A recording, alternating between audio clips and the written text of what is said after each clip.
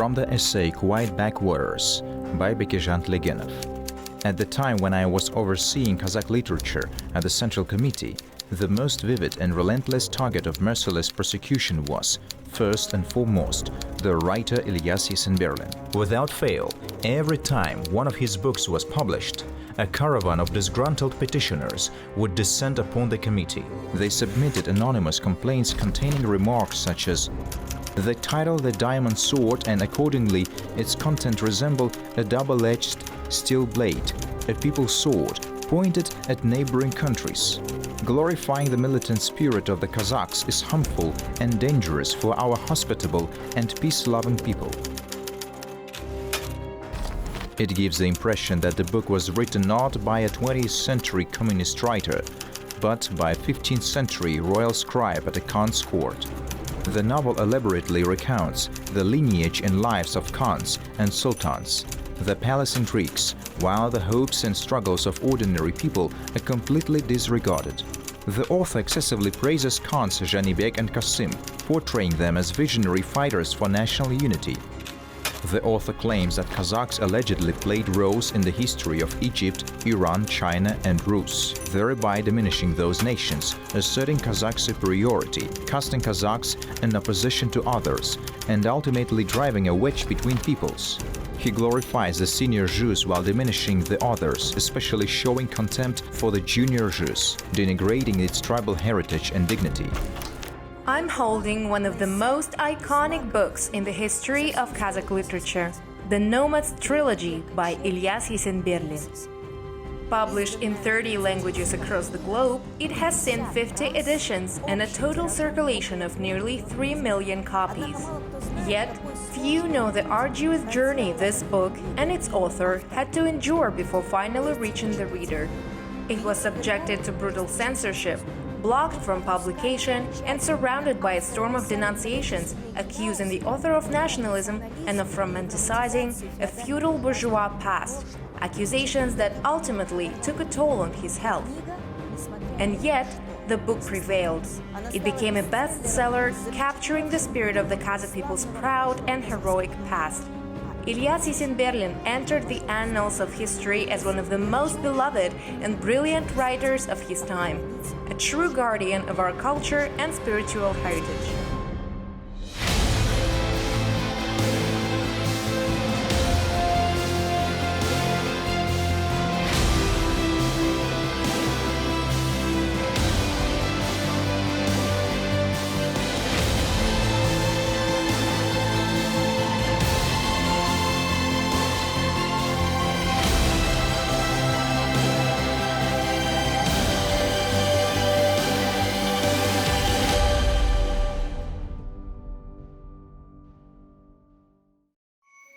He was born here in the Akmola region, in the small but picturesque town of Atbasar. Ilyas's parents were humble people, kind-hearted and open-souled. It was in that spirit of kindness and openness that they raised their children, their daughter Nazım and sons, Ilyas and Raunak. The brothers shared a deep bond. To Raunak, his elder brother Ilyas was both protector and role model.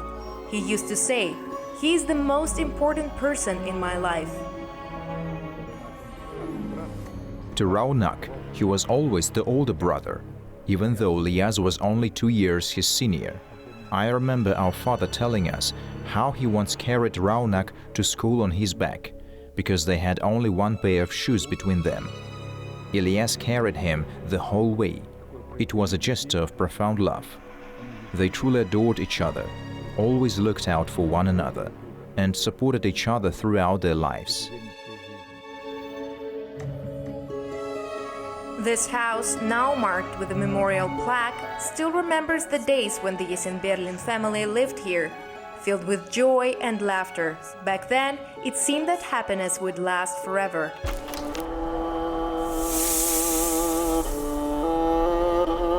But then came the harsh years of the 1920s. Collectivization, famine, epidemics swept through the land. Entire families perished. The Yesenberlin family was no exception. First, their father passed away. Then, soon after, their mother. The children were left orphans and then separated. The tragedy of the Yesenberlin family was one of many, and Ilyas carried that pain in his heart for the rest of his life. Their separation was deeply emotional, heartbreaking even.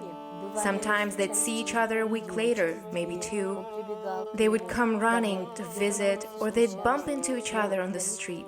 But every parting was painful. They loved each other so deeply. That bond, it never faded. They carried it with them all their lives.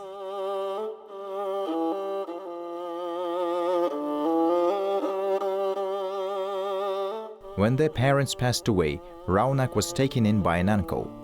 It was an incredibly hard time. There was famine, and my father had to fight to survive on his own. During that period, he was essentially homeless. It was a time of great hardship. He would tell us later how they had no food. They survived on whatever they could find. He ended up on the streets, one of thousands of orphans scattered across the country. They were like starving wolf cubs, wild, desperate, and clinging to survival. They formed packs, begging for food, sometimes stealing. They hid in basements, under bridges, wherever there was shelter.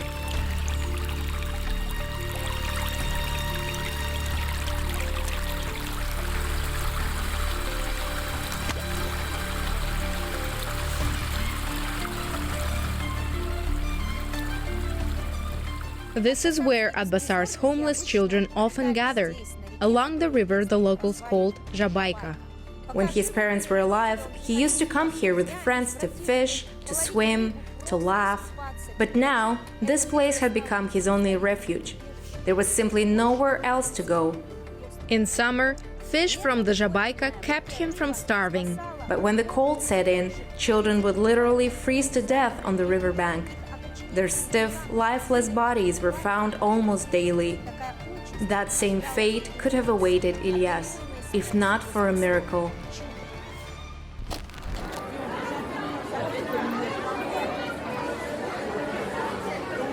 Да, 21 января, в день смерти Ленина, по городу был рейд дежурный. Yes, it was January 21st, the day of Lenin's death. There was a citywide patrol that day. Volunteers were out on the streets. And that's when they found a group of homeless boys huddled under a bridge in Atbasar, starving, barely alive. They were filthy, ragged, hungry. The patrol gathered them up, took them in, gave them food, cleaned them, and placed them in an orphanage. After days and nights spent beneath a frozen bridge, the orphanage felt like paradise. But the ache in his soul remained, a deep longing for his parents, for his little brother, for that bright and happy time when they were all together. From the horrors of reality, he escaped into the world of literature. Fortunately, the orphanage had a library, and he would lose himself completely in the imaginary realms of heroes and distant lands. Books gave him peace. They kept bitterness from taking root in his soul. We shouldn't forget that this region is steeped in major historical events. Near Atbasar lies Ulitau, the Ulitau region, and many of the heroes he later wrote about are connected to the era of the Golden Horde and even earlier, to the time of ancient Kazakh tribes. There were great battles, pivotal events, all aiming to unify the nation. And imagine, in Soviet times, culture, history, even scholarship, they were all bound by the rules of socialist realism. Writers were not supposed to stray beyond those lines. But Ilyas, he thought differently. He imagined history the way it truly was. He grew up on the legends and oral traditions of the Kazakh people. After leaving the orphanage, he found a job at the district executive committee in the town of Karsakpay. But adulthood brought its own trials. His coming of age coincided with an even harsher chapter in history, the famine-stricken 1930s.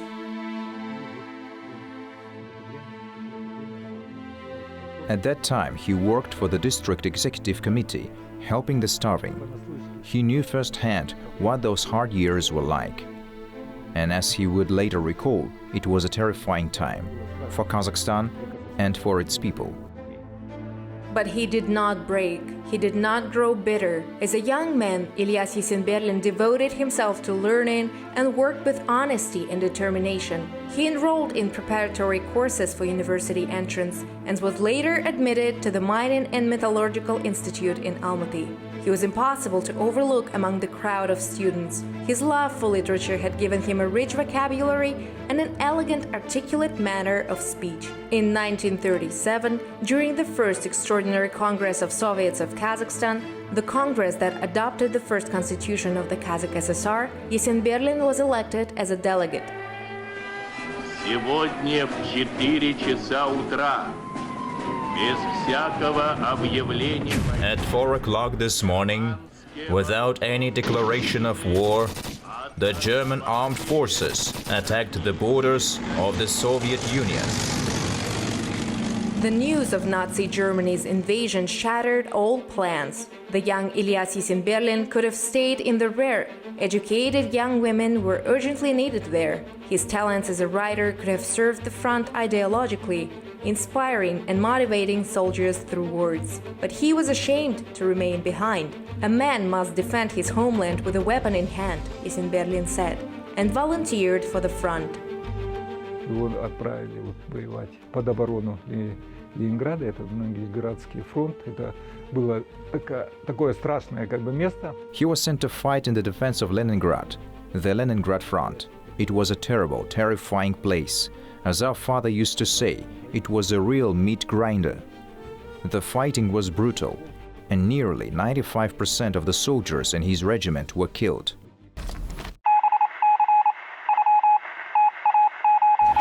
The Northwestern Front. Fierce battles near the town of Staraya Russa. Ilyas was shot in the leg, lost a massive amount of blood, and was evacuated to a field hospital. His leg was saved only by a miracle. At first, the doctors considered amputation. In the end, he underwent 2 surgeries, both without anesthesia. He was discharged from the army as unfit for further service. He returned to Kazakhstan, but the injury remained with him for life.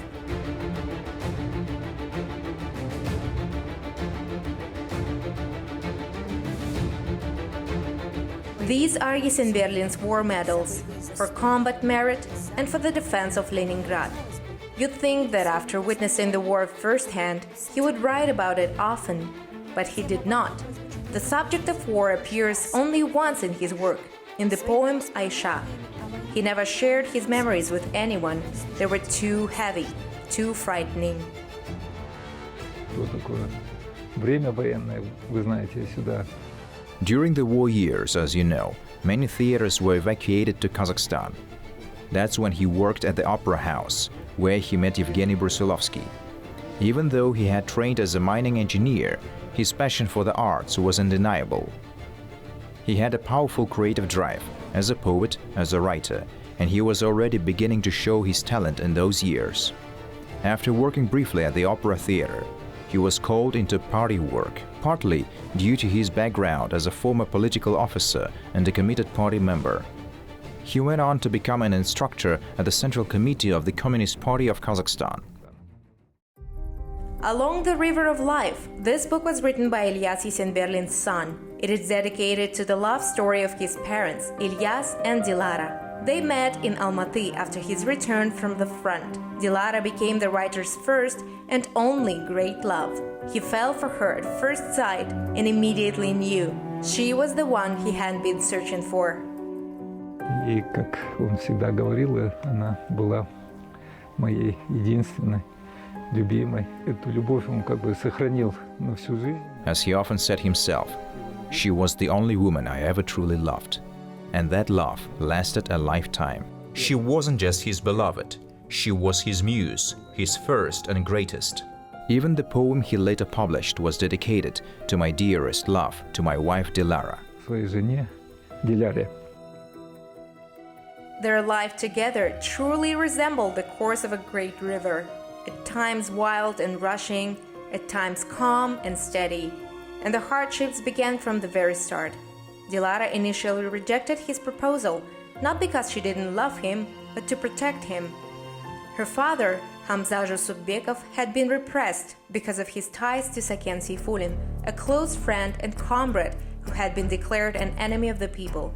Such a marriage would have instantly barred Yesenberlin from any future opportunity.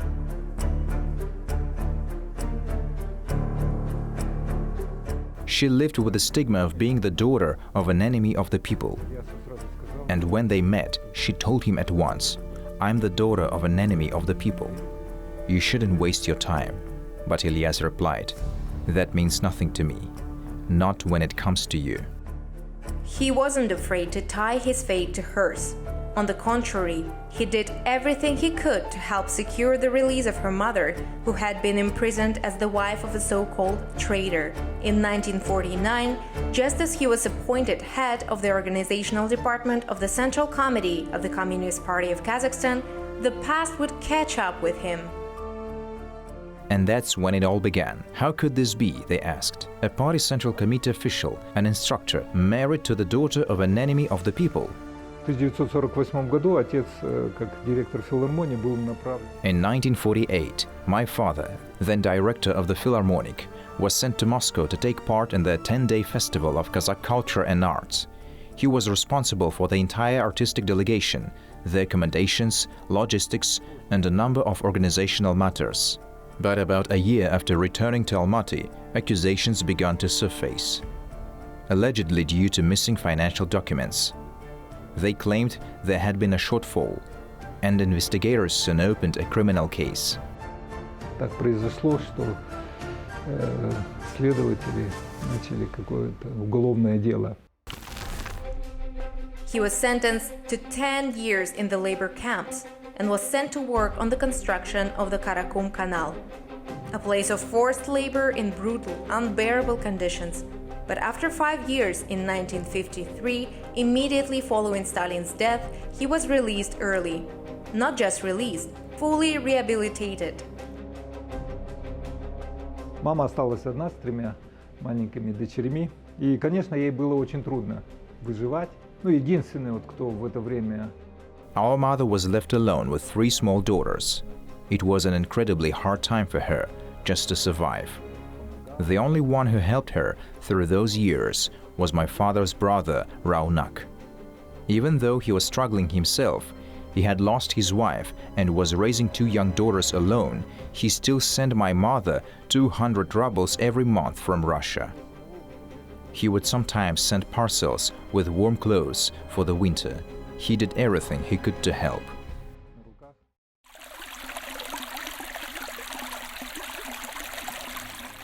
He emerged from the storm and once again floated down the river of his life. Longing for home, warmth, and peace, he threw himself into family life and savored every day. He was a gentle, devoted father and a caring husband. When Dilara and Ilyas finally had a long-awaited son after their daughters, their joy knew no bounds.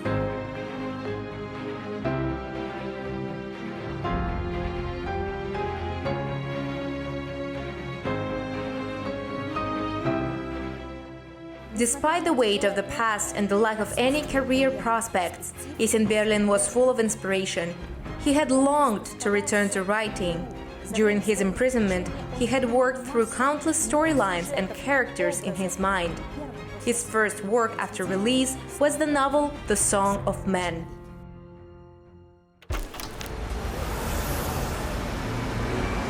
In those years, expulsion from the Communist Party was practically a death sentence for one's public life. But Yesenberlin's talent was too vivid, too original to ignore, and it was Dinmuhamed Kunaev himself who took the initiative to help reinstate him in the party. It was thanks to Kunaev that Yesenberlin joined the Kazakh film studio in 1958, where he had the great fortune to work alongside a legend of Kazakh cinema, Shaken Aymanov. In 1962, he was appointed editor of the Kazakh State Publishing House for Literature. In 1965, he began work on what would become his immortal trilogy, The Nomads. It was the awakening of a nation. That's what Ilyas Yesenberlin's books meant. It was something incredible. Even today, many historical novels are being published. Yes, Abishka Kilbayev wrote beautifully on historical themes, but no one has written better than Ilyas Yesenberlin. The fate of our nation, you can trace it through the pages of Yesenberlin's work. He was such a refined, intellectual Kazakh, yet inside his books burns a storm, a force of nature, a powerful national spirit. These were not tortured labors of creation. The first book, Kahar, Wrath, was written in just 3 months, in a wave of inspiration, but it took 2 full years before it saw the light of day. That's how long the censors held it back. Первая книга вот отца как раз была посвящена этому хану.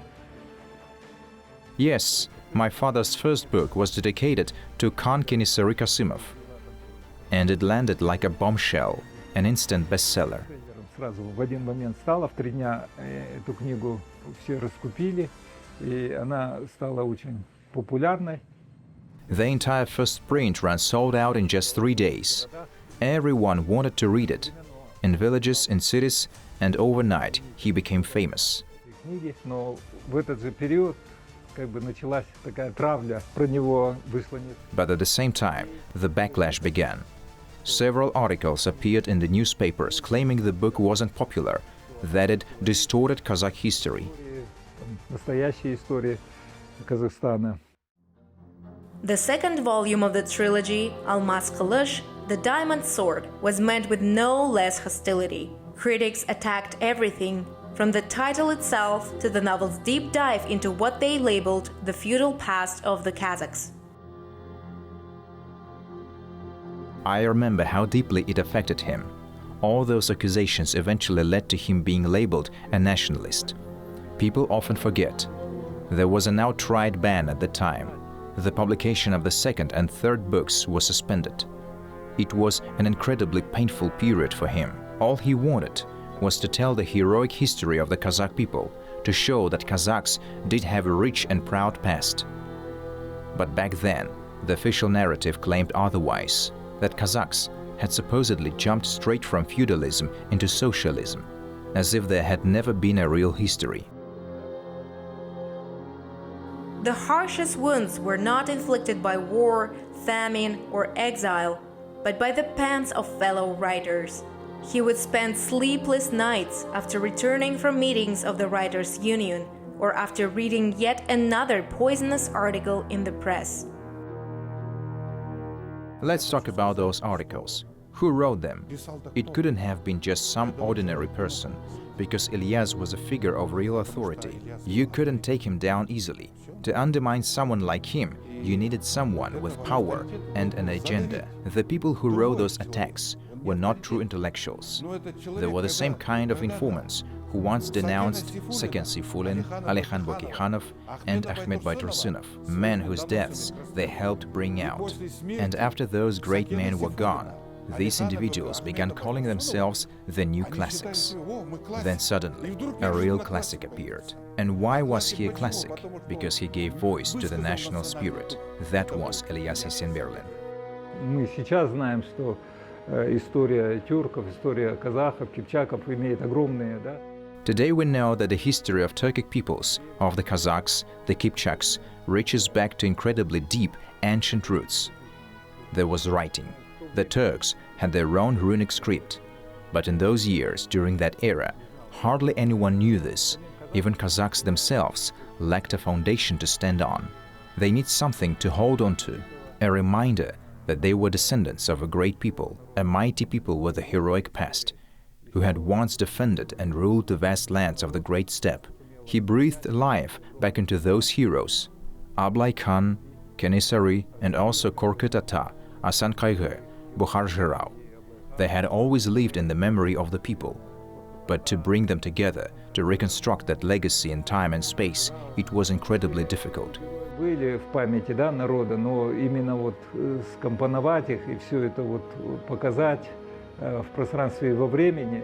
He worked on it for 20 years, and now it all seemed to be on the verge of collapse. He took it hard. It was a painful time for him, but still, no matter what, this became the mission of his life, to write these books, to give the Kazakh people a point of spiritual grounding, to tell their history in a form they could understand and connect with. Как я уже сказал, точку опоры казахскому народу, что в популярной форме описать историю. Summoning all his strength, he completed the trilogy. The title of the third volume, Struggle, reflects not only the spirit of the era it portrays, but also the author's own state of mind. From the essay Quiet Backwaters by Bekizhan Legenov. No other writer had the courage to take on such a vast and epic theme in Kazakh literature, the nation's history. Ilyas was not just bold, he was successful. And that success bred hatred. Instead of recognizing it as a civic feat, they branded him a threat. They accused him of glorifying the past, spreading nationalist ideas, and promoting foreign ideology born of a warped consciousness, political short-sightedness, lack of ideological maturity, a narrow worldview. And they said these things to his face. They accused him openly. Had it happened a few years earlier, he might have been labeled an enemy of the people and eliminated without a second thought. Instead, they slandered him wherever they could, tripped him up, humiliated him, knocked on doors to block him, spread rumors, poisoned reputations. The main accusation was that his historical novels were alien, that they tarnished Kazakh literature, and that they were dangerous works steeped in nostalgia for a cursed past.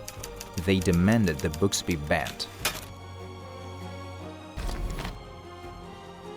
Despite all obstacles, the novel continued to gain popularity, so much so that it was even nominated for the Lenin Prize of the USSR. But once again, envy among colleagues became a barrier to nationwide recognition. Anonymous letters came in by the bundle, flooding the prize committee. This disease, envy, prevented our great writer from receiving that highest of honors.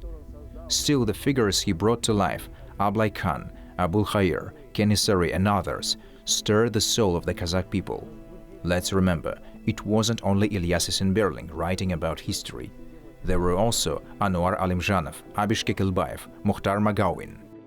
In many ways, it was our writers who awakened the historians.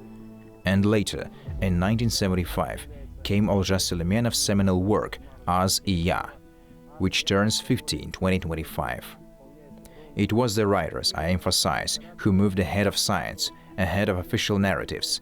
They were the ones who awakened Kazakh self-awareness. И вот однажды Рымгали Нургали мне рассказал такой случай. 1980. Rymgali Nurgali once shared a story with me.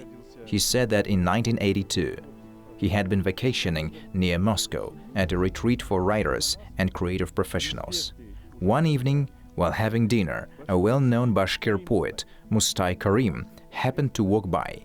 He paused, gave them a friendly pat on the shoulder, and said, "Ah, Kazakh butters, how are you?"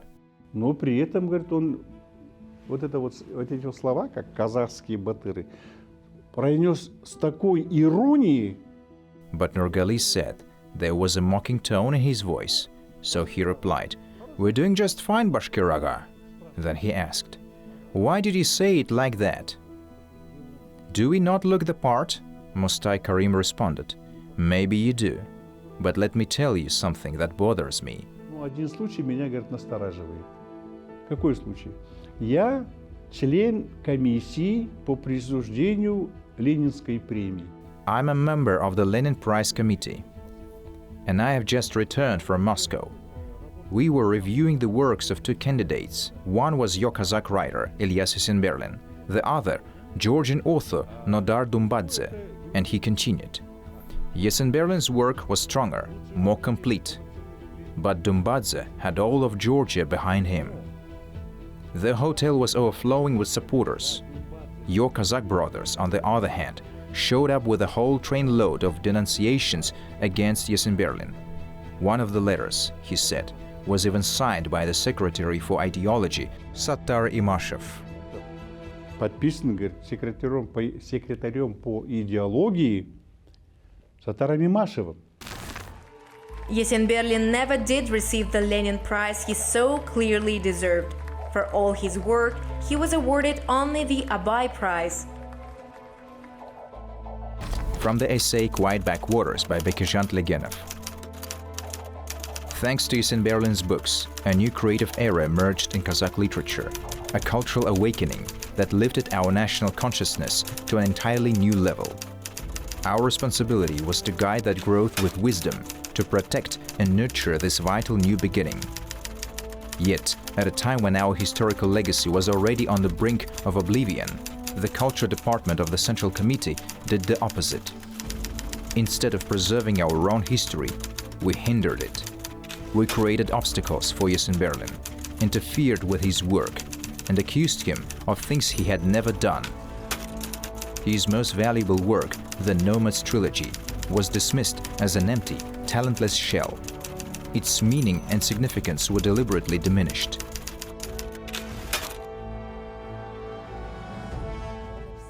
He wrote that trilogy in defiance of his time, in defiance of a totalitarian regime. He dared to tell the story of the entire Kazakh nation. Back then, even the word nomad was nearly taboo, but he had the courage to write it. Thanks to Ilyas Yesenberlin, we came to know the history of our ancestors, the full history of the Kazakh people. He showed our nation and the world the names of our heroes, our batyrs, our Khans. Я даже помню, его вызвал секретарь по идеологии в то время. I remember the secretary for ideology at the time, Kamaldinov, summoned him. He questioned him. Why do you refer to Genghis Khan as the Great in your book? How can that be? We already have someone officially recognized as great. They saw that as contradicting the party's narrative, because in that ideology only one person could be called great. Another complained. How could you write that Alexander Nevsky went to the Golden Horde to seek permission, or that he allied himself with its ruler?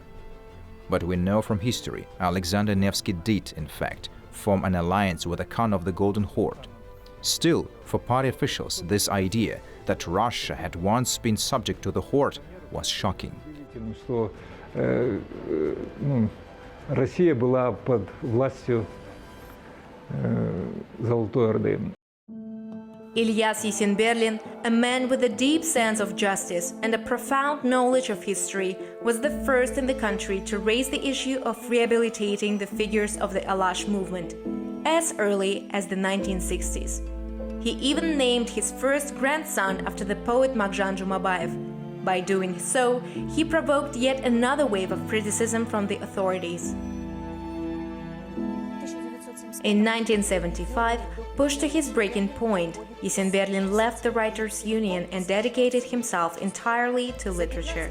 Over the next 15 years, he wrote 16 books, becoming in truth a writer of the people. He preferred to work at home, mostly at night, when the house felt quiet and the children were asleep. His wife remained his anchor and support, someone with whom he could share both his triumphs and his griefs, and from whom he always received encouragement and wise counsel. В первую очередь он видел и чувствовал поддержку простого народа. Above all, he felt the support of ordinary people, simple Kazakhs who wrote to him by the thousands. I remember people even came to our house just to express their gratitude and encouragement. When The Golden Horde was published, the controversy around Yesenberlin flared up once again, with renewed force. From the essay Quiet Backwaters by Bekizhant Legenov. After the publication of The Golden Horde in the literary magazine, many writers went straight to the Central Committee with complaints. How can you allow Zholdis to publish Yesenberlin's harmful book, a book that glorifies the Golden Horde, they demanded. If you don't take action, we'll escalate the matter to the Central Committee of the Communist Party in Moscow. Yesenberlin was hounded for far too long.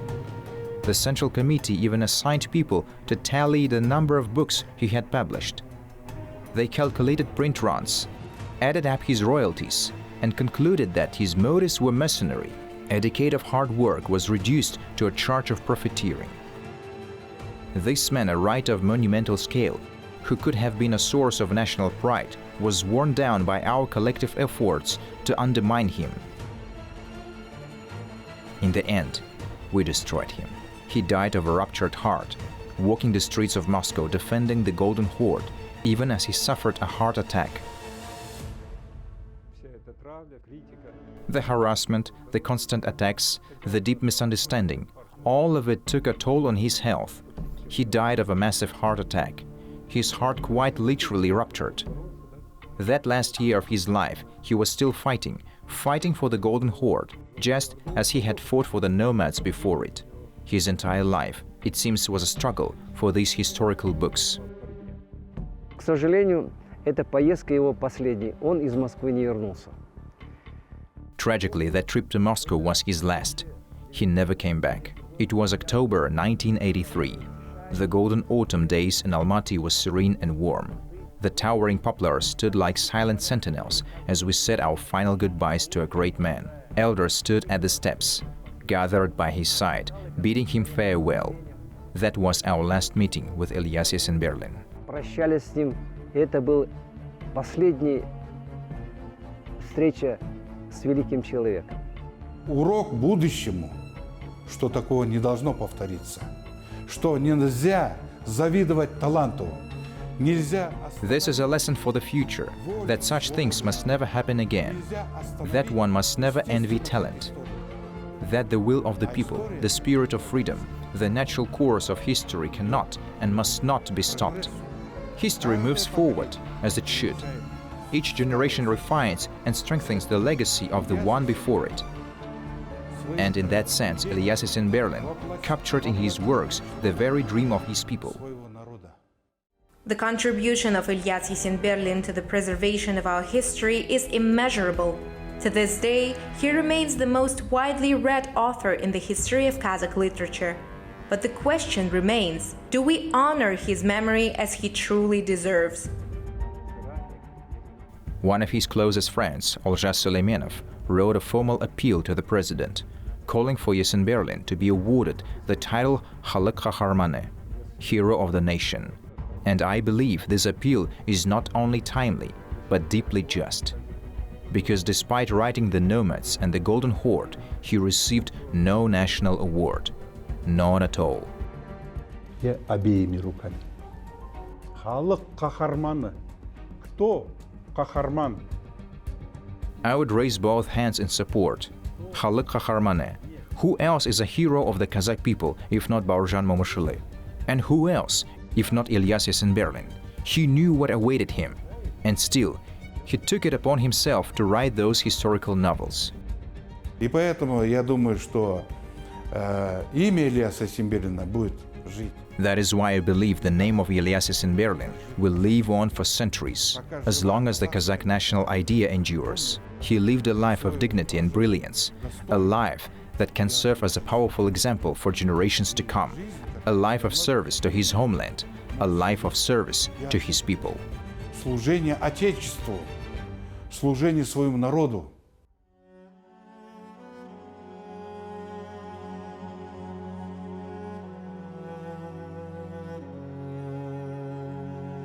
There comes a time when every person must die, and by then nothing can be changed or undone. Death is merciless.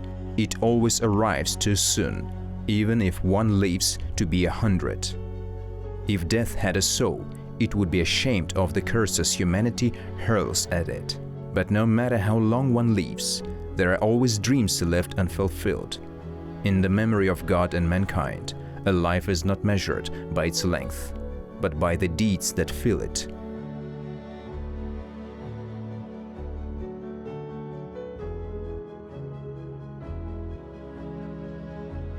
How wise my poor people are. No one but the Kazakh has ever called life Zhalghan, a lie, a mirage. And indeed, life was deceptive. It passed in the blink of an eye. Ilyas Yesenberlin. В памяти Бога и людей жизнь каждого человека оценивается не прожитыми годами. In the memory of God and mankind, a life is not measured by its length, but by the deeds that fill it. With these words, we bring to a close the story of our hero. No matter what obstacles envious minds placed before him, he remained above them. Through his work, through his unshakable convictions, he never bent to circumstance.